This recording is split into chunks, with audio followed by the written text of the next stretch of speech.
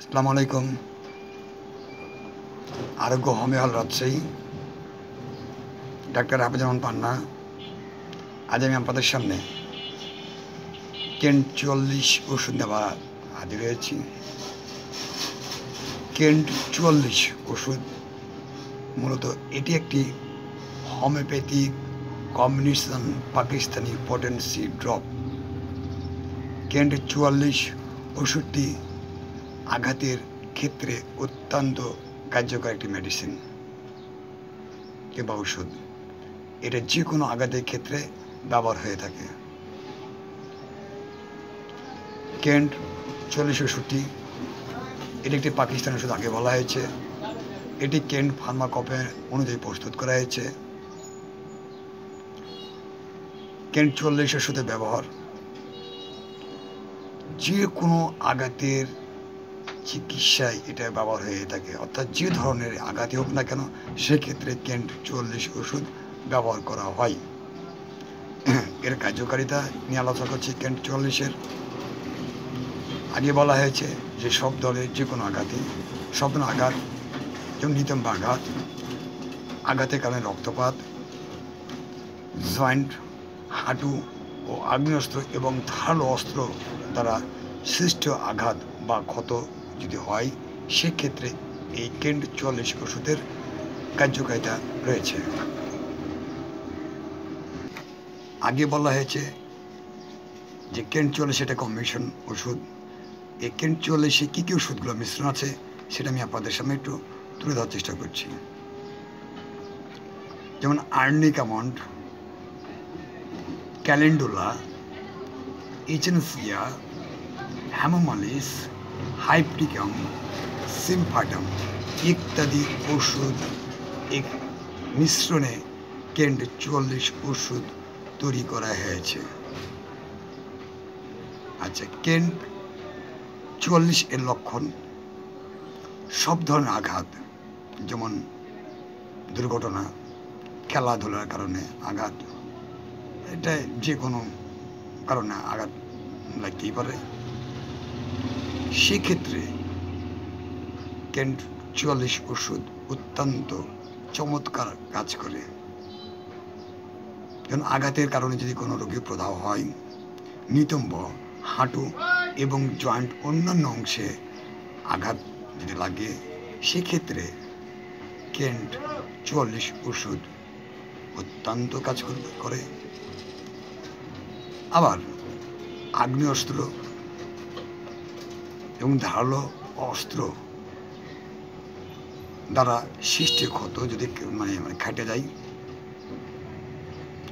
রক্তপাতজনিত যদি আঘাত হয় সেক্ষেত্রেও কেন্ট 44 ওষুধটি অত্যন্ত কার্যকরী একটি ওষুধ। এই কেন্ট 44 ওষুধটি খাবেন কী করে? প্রাপ্তবয়স্ক ব্যক্তিরা 15 ফোঁটা ওষুধ 1 ঢোক পরিমাণ মতো পানিতে মিশিয়ে পানিটা ভালোভাবে ঝাঁকিয়ে সকালে, দুপুরে, রাতে যতবার খাবেন ততবারই 15 ফোঁটা ওষুধ পানির সঙ্গে মিশিয়ে খাবেন। সকালে, দুপুরে, রাতে 3 বার সেবন করুন। শিশুরা 7-8 ফোঁটা ওষুধ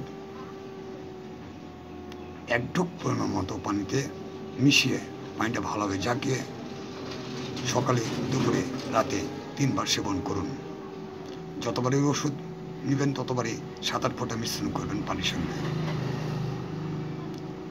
অথবা একজন রেজিস্টার্ড হোমিওপ্যাথি চিকিৎসকের পরামর্শে ওষুধ সেবন করুন। রোগীর প্রদাহ এবং অবস্থা বুঝে চিকিৎসক প্রয়োজনে ওষুধের খাওয়ার নিয়ম পরিবর্তন করতে পারেন। এটা সম্পূর্ণ চিকিৎসকের অভিজ্ঞতার উপর ডিপেন্ড করবে এবং রোগের অবস্থার উপর ডিপেন্ড করবে। আরেকটা কথা বলে রাখি আপনাদেরকে, চিকিৎসকের পরামর্শ ছাড়া ওষুধ খাবেন না। এতে করে আপনার শারীরিক ও মানসিক ক্ষতি হতে পারে। ওষুধ সেবনের পূর্বে অবশ্যই একজন রেজিস্টার্ড হোমিওপ্যাথি চিকিৎসকের পরামর্শে ওষুধ সেবন করুন। লক্ষণগুলি যদি আপনার ওষুধ সেবনের পূর্বে অব্যাহত থাকে সেক্ষেত্রে আপনি চিকিৎসকের পরামর্শ গ্রহণ করুন। বিশেষ সতর্কতা এখানে বহন করতে বলা হয়েছে যে যেসব মহিলা গর্ভবতী, যাদের পেটে বাচ্চা আছে তারা অবশ্যই একজন স্টেট হোমিওপ্যাথি চিকিৎসকের পরামর্শ ছাড়া ওষুধ সেবন করবেন না। কেন্ট 40 ওষুধের যদিও পার্শ্ব প্রতিক্রিয়া নাই, তারপরেও ঠিক নয় ওষুধ সেবন করা।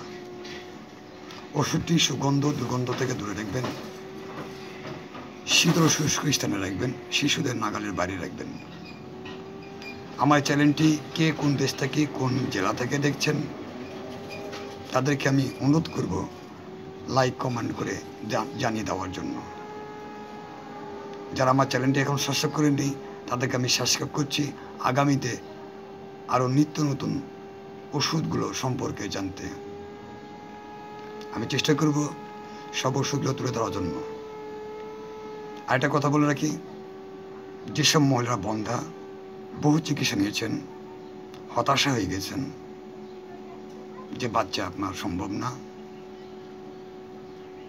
আমি তাদেরকে বলবো হতাশ হবেন না, আল্লাহর উপর ভরসা রাখেন।